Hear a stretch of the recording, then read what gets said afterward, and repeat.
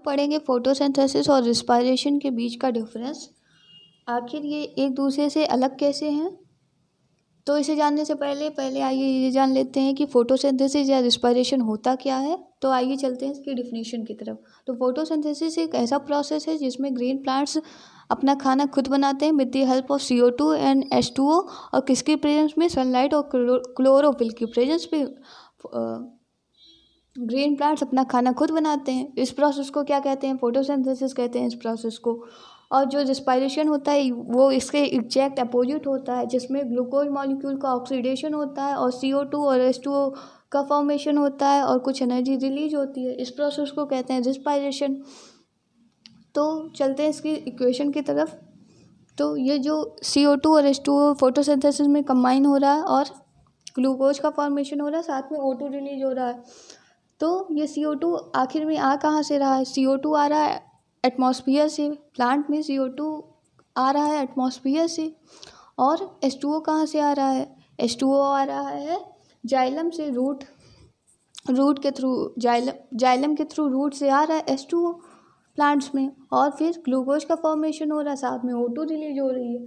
और जो रिस्पायरेशन, उसमें ग्लूकोज का ऑक्सीडेशन हो रहा है और CO2 और H2O का फॉर्मेशन हो रहा है और कुछ एनर्जी रिलीज हो रही है in the form of ATP। This process is called respiration. तो चलते हैं इसकी लोकेशन की तरफ कि फोटोसिंथेसिस आखिर हो कहाँ रही है। तो फोटोसिंथेसिस कहाँ हो रही है, फोटोसिंथेसिस लीफ में होती है, इन द मीजोफिल सेल्स।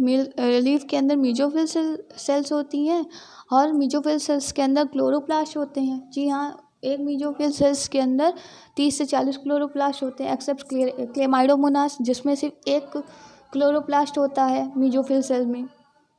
तो ये फोटोसिंथेसिस जो है वो हो रहा है क्लोरोप्लास्ट के अंदर, और जो रिस्पायरेशन है वो हो रहा है माइटोकॉन्ड्रिया के अंदर। जो फोटोसिंथेसिस है वो एक एनाबॉलिक प्रोसेस है। एनाबॉलिक प्रोसेस को कैसे समझेंगे, एनाबॉलिक प्रोसेस एक ऐसा प्रोसेस है जिसमें दो सिंपल सब्सटेंस कंबाइन हो रहे हैं और एक कॉम्प्लेक्स सब्सटेंस का फॉर्मेशन कर रहे हैं, इसको कहेंगे एनाबॉलिक प्रोसेस। और रिस्पायरेशन जो है वो कैटाबॉलिक प्रोसेस है। कैटाबॉलिक प्रोसेस क्या होता है, जिसमें complex substance broken into several simple substances, इसको कहेंगे कैटाबॉलिक प्रोसेस। तो रिस्पायरेशन कैटाबॉलिक प्रोसेस है, वेयर जो फोटोसिंथेसिस है वो एनाबॉलिक प्रोसेस है।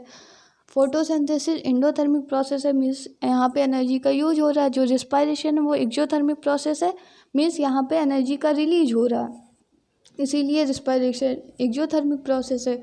फोटोसिंथेसिस में सनलाइट की ज़रूरत पड़ती है। Photosynthesis need sunlight, photosynthesis need sunlight.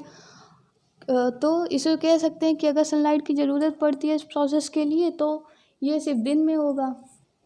तो सनलाइट यहाँ पे एसेंशियल कंडीशन हो गई, फोटोसिंथेसिस में सनलाइट एसेंशियल कंडीशन हो गई, तो ये सिर्फ दिन में होगा फोटोसिंथेसिस। और रिस्पायरेशन जो हुआ वो उसमें नो नीड ऑफ सनलाइट, तो ये दिन में भी हो सकता है, रात में भी हो सकता है रिस्पायरेशन।